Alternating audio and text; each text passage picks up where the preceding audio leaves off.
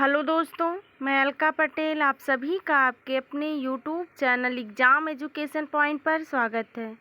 इस क्लास में हम लोग सीटेट के लिए यूपी टेट के लिए ईवीएस से बनने वाले 20 क्वेश्चंस करेंगे जो आपके एग्ज़ाम के पॉइंट ऑफ व्यू से काफ़ी इम्पॉर्टेंट हैं।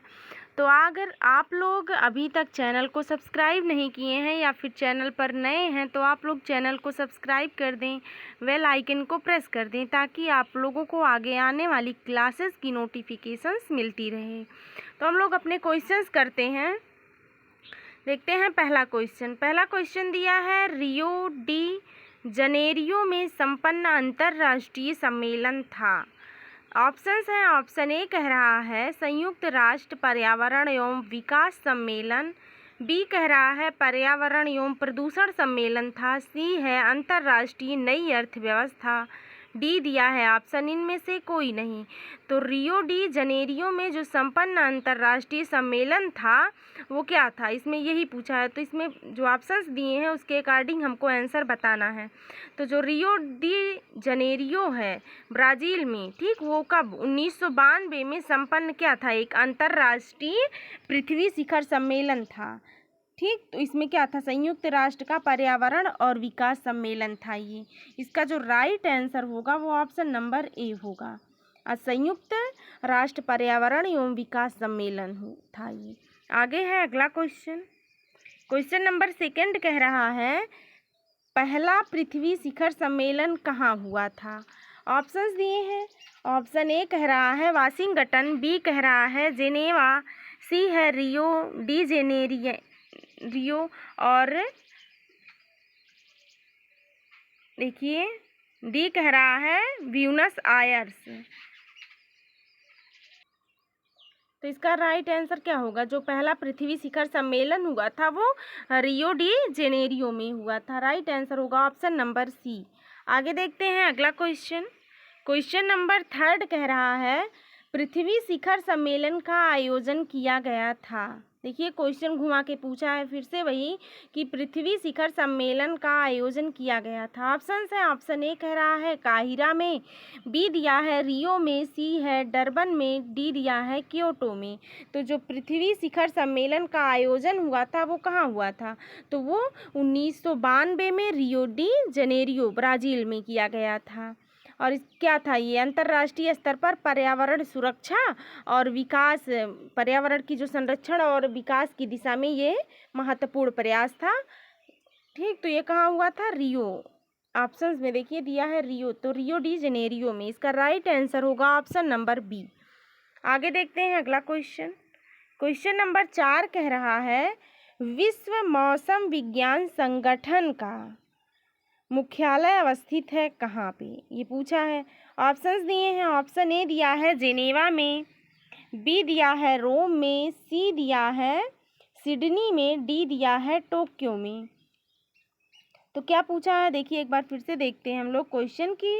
विश्व मौसम विज्ञान संगठन का जो मुख्यालय है, WHO का जो मुख्यालय है वो कहाँ है, जेनेवा स्विट्जरलैंड में स्थित है। तो इसका जो राइट आंसर है वो ऑप्शन नंबर ए होगा, जेनेवा में। आगे है अगला देखते हैं। क्वेश्चन नंबर 5 दिया है UNEP का मुख्यालय अवस्थित है कहाँ पे। ठीक, तो इसमें जो ऑप्शंस हैं, ऑप्शन ए कह रहा है जेनेवा में, बी दिया है काठमांडू में, सी है नैरोबी में, डी दिया है नई दिल्ली में। तो क्या होगा ये, संयुक्त राष्ट्र पर्यावरण, देखिए यूएनईपी का जो फुल फॉर्म है वो यूनाइटेड नेशन इन्वायरमेंट प्रोग्राम, यही है क्या, यूएनईपी का फुल फॉर्म। तो इसका हिंदी में क्या है अर्थ, कि संयुक्त राष्ट्र पर्यावरण कार्यक्रम।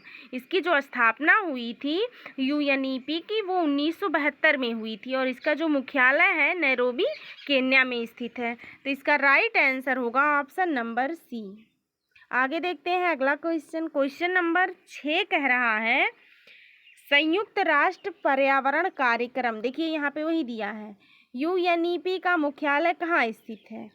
तो ऑप्शन है, ऑप्शन ए कह रहा है दी हेग, बी कह रहा है नैरोबी, सी दिया है न्यूयॉर्क, डी दिया है वाशिंगटन डीसी। तो संयुक्त राष्ट्र पर्यावरण कार्यक्रम जो यूएनईपी है उसका मुख्यालय कहाँ है? नैरोबी में है। इसका राइट आंसर है ऑप्शन नंबर बी। आगे देखते हैं अगला क्वेश्चन।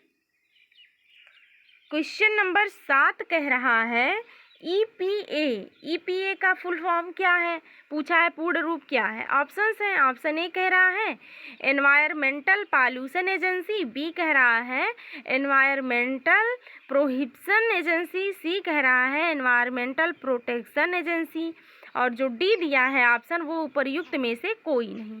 तो इसका राइट आंसर क्या होगा? ईपीए का जो फुल फॉर्म है वो क्या है? इन्वायरमेंटल प्रोटेक्शन एजेंसी है। तो इसका राइट आंसर होगा ऑप्शन नंबर सी।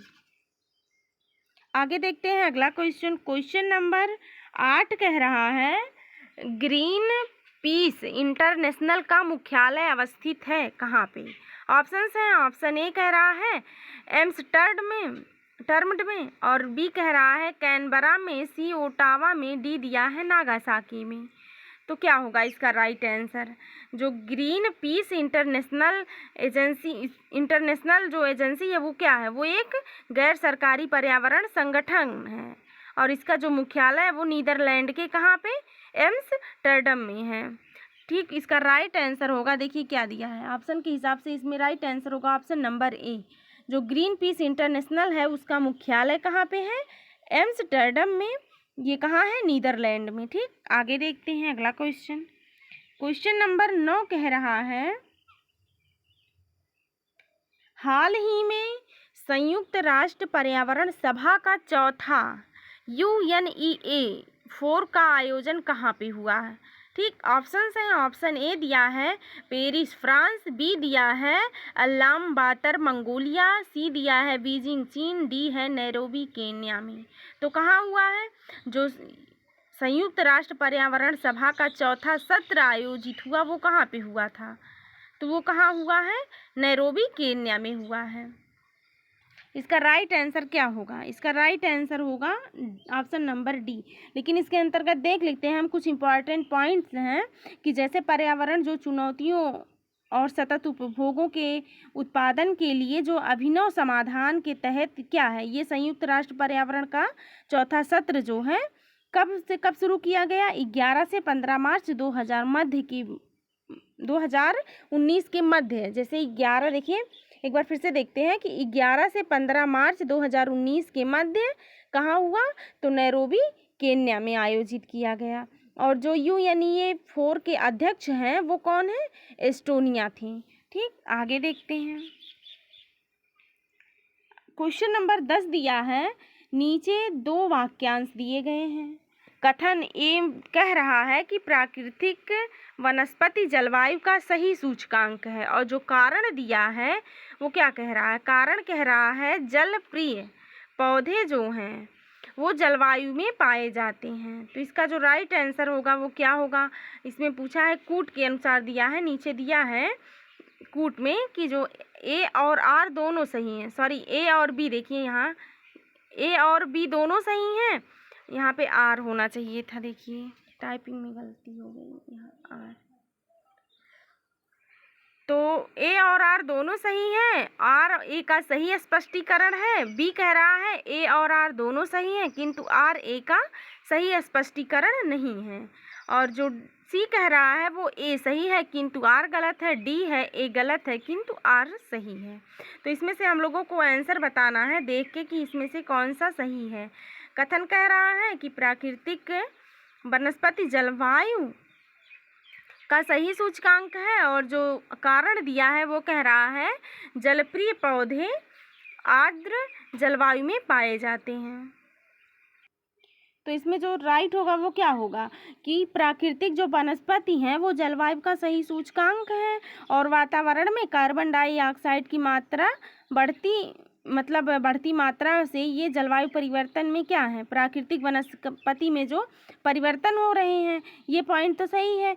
फिर दूसरा जो दिया है वो जलप्रिय पौधे जो हैं वो क्या है, जलवायु की आर्द्रता कम होने पर क्षरण होने लगता है, क्या जलप्रिय पौधों का, इसलिए दोनों सही है, कथन भी सही है और कारण भी सही है। ठीक, तो इसका राइट आंसर होगा ऑप्शन नंबर ए। आगे देखते हैं अगला क्वेश्चन। क्वेश्चन नंबर 11 कह रहा है इको मार्क उन भारतीय उत्पादों को दिया जाता है जो, ऑप्शन है, ऑप्शन ए कह रहा है शुद्ध एवं मिलावट रहित हो, बी कह रहा है प्रोटीन समृद्ध हो, सी दिया है पर्यावरण के प्रति मैत्रीपूर्ण हो, डी है आर्थिक दृष्टि से व्यवहार्य हो। तो इको मार्क क्या है, इको मार्क एक प्रमाण पत्र है जो उन भारतीय उत्पादों को दिया जाता है जो पर्यावरण के प्रति क्या हो, मैत्रीपूर्ण हो। इसका राइट आंसर है ऑप्शन नंबर सी। आगे है अगला क्वेश्चन। क्वेश्चन नंबर 12 कह रहा है, देखिए क्वेश्चन नंबर 12 क्या कह रहा है कि पर्यावरण अनुकूल उपभोक्ता उत्पादों को चिन्हित करने के लिए सरकार ने आरंभ किया है। ऑप्शंस हैं, ऑप्शन ए कह रहा है एग मार्क, बी दिया है इको मार्क, सी है ISI मार्क, डी दिया है वाटर मार्क। तो जो पर्यावरण अनुकूल उपभोक्ता या उत्पादों को चिन्हित करने के लिए सरकार ने क्या किया है, इको मार्क आरंभ किया है। इसका राइट आंसर होगा ऑप्शन नंबर बी। आगे है अगला क्वेश्चन। क्वेश्चन नंबर 13 कह रहा है नगरीकरण एवं औद्योगिकरण हानिकारक है। ऑप्शंस हैं, ऑप्शन ए संतुलित विकास के लिए, बी पर्यावरण एवं पारिस्थितिकी के लिए और सी कह रहा है जैव विविधता के संरक्षण के लिए, डी दिया है उपर्युक्त सभी के लिए। तो जो नगरीकरण और औद्योगिकीकरण है वो क्या है, वो संतुलित विकास, पर्यावरण और पारिस्थितिकी, जैव विविधता के संरक्षण, इन सभी के लिए हानिकारक है। तो इसका राइट आंसर होगा ऑप्शन नंबर डी, उपर्युक्त सभी के लिए हानिकारक है। आगे है अगला क्वेश्चन। क्वेश्चन नंबर 14 कह रहा है हरित विकास ग्रीन डेवलपमेंट के लेखक कौन है। ऑप्शंस हैं, ऑप्शन ए कह रहा है MJ ब्रेटचा और बी दिया है M निकोलसन, सी दिया है RH विटेकर, डी दिया है WM एडम्स। तो कौन है हरित विकास या ग्रीन डेवलपमेंट के जो लेखक हैं वो WM एडम्स हैं। इसका राइट आंसर होगा ऑप्शन नंबर डी। आगे है अगला क्वेश्चन। क्वेश्चन नंबर 15 कह रहा है प्राकृतिक कृषि का अन्वेषक है। ऑप्शंस है, ऑप्शन ए कह रहा है मसानोबु फुकुओका और बी दिया है MS रंधावा, सी है MS स्वामीनाथन, डी दिया है नॉर्मल बोरलॉग। तो कौन है प्राकृतिक कृषि के जो अन्वेषक हैं वो कौन, मसानोबु फुकुओका हैं। वो क्या है, एक जापानी किसान और दार्शनिक है। तो इसका राइट आंसर होगा ऑप्शन नंबर ए। आगे है अगला क्वेश्चन। क्वेश्चन नंबर 16 कह रहा है पर्यावरण संरक्षण के लिए ग्रीन आर्मी को किसने प्रारंभ किया। ऑप्शंस हैं, ऑप्शन ए कह रहा है जापान, बी कह रहा है चीन, सी दिया है ऑस्ट्रेलिया, डी दिया है इजिप्ट। तो क्या है पर्यावरण संरक्षण के लिए ऑस्ट्रेलिया ने ग्रीन आर्मी को लॉन्च किया। इसका राइट आंसर होगा ऑप्शन नंबर सी। आगे देखते हैं अगला क्वेश्चन। क्वेश्चन नंबर 17 कह रहा है, क्वेश्चन नंबर 17 है पलाची माड़ा जो पर्यावरण की अपार क्षति के कारण चर्चा में है वो कहाँ अवस्थित है। तो ऑप्शंस हैं, ऑप्शन ए कह रहा कर्नाटक में, बी दिया है कोंकण में, सी है केरल में, डी दिया है तमिलनाडु में। तो जो पलाची माड़ा है वो दक्षिणी भारतीय जो राज्य केरल के पलक्कड़ जिले में, कहाँ, पलक्कड़ जिले में स्थित एक छोटा सा गांव है। तो कहाँ है ये, केरल में। इसका राइट आंसर होगा ऑप्शन नंबर सी। आगे है अगला क्वेश्चन। क्वेश्चन नंबर 18 कह रहा है ग्रीन वाश इंगित करता है। ऑप्शंस हैं, ऑप्शन ए कह रहा है झूम कृषि की प्रोन्नति, बी कह रहा है नदी जल का शुद्धिकरण, सी दिया है हरियाली हटाना, डी है पर्यावरण संरक्षण का झूठा वादा करना। तो जो ग्रीन वाश है वो क्या इंगित करता है, उस स्थिति को ग्रीन वाश संदर्भित करता है जहां एक संगठन अपने पर्यावरणीय प्रथाओं या फिर किसी उत्पाद या सेवा के पर्यावरणीय लाभों के बारे में लोगों को गुमराह करना चाहता है। तो इसका जो राइट आंसर होगा वो क्या है कि पर्यावरण संरक्षण का झूठा वादा करना या फिर पर्यावरणीय सुरक्षा या पर्यावरण संरक्षण से लाभों के बारे में लोगों को गुमराह करना। तो यही होगा, इसका राइट आंसर होगा ऑप्शन नंबर डी, पर्यावरण संरक्षण का झूठा वादा करना। आगे है क्वेश्चन नंबर 19। क्वेश्चन नंबर 19 कह रहा है, भारत के निम्नलिखित राज्यों में से किसने हाल ही में हरित गृह कृषि मतलब ग्रीन हाउस फार्मिंग प्रारंभ की है? ऑप्शन है, ऑप्शन ए कह रहा है हरियाणा ने, बी दिया है पंजाब ने, सी महाराष्ट्र, डी दिया है उत्तर प्रदेश।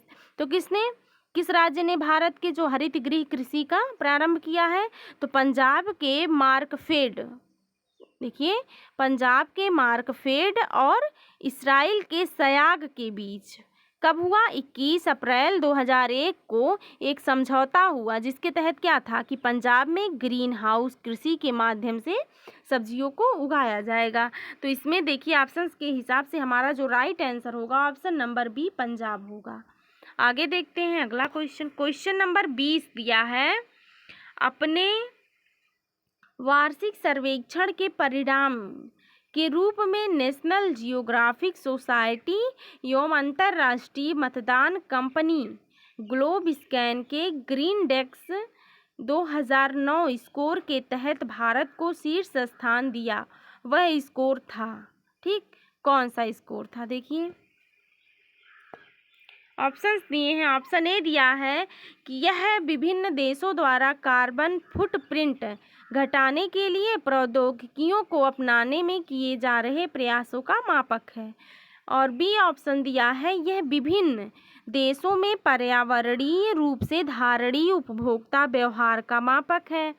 सी कह रहा है, यह विभिन्न देशों द्वारा प्राकृतिक संपदा के संरक्षण को सुधारने के लिए चलाए जा रहे कार्यक्रमों और योजनाओं का आकलन है।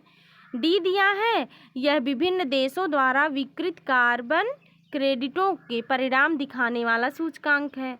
तो देखिए क्वेश्चन एक बार फिर से देख लेते हैं। दिया है, अपने वार्षिक सर्वेक्षण के परिणाम के स्वरूप में नेशनल जियोग्राफिक सोसाइटी एवं अंतर्राष्ट्रीय मतदान कंपनी जो ग्लोब स्कैन ने ग्रीन डेक्स 2009 के तहत भारत को शीर्ष स्थान दिया। वह स्कोर क्या था? तो यही था कि यह विभिन्न क्या था कि वो विभिन्न देशों में पर्यावरणीय रूप से, देखिए पर्यावरणीय रूप से क्या था, उपभोक्ता व्यवहार के अनुसार क्या था? देखिए यहाँ देखिए हाँ देखिए ये ऑप्शन नंबर बी, देखिए इसका राइट आंसर यह विभिन्न देशों में पर्यावरणीय रूप धारणीय उपभोक्ता व्यवहार का मापक था। तो इसका राइट आंसर होगा ऑप्शन नंबर बी। आज की क्लास यहीं तक। आप लोगों को क्लास कैसी लगी आप लोग कमेंट में अवश्य बताएं। और अगर आप लोग अभी तक चैनल को सब्सक्राइब, क्लास को शेयर और लाइक नहीं किए हैं तो आप लोग क्लास को शेयर कर दीजिए, चैनल को सब्सक्राइब कर दीजिए। आप लोग अपनी तैयारी बेहतरीन ढंग से करते रहिए। मिलते हैं अगली क्लास में, तब तक के लिए जय हिंद।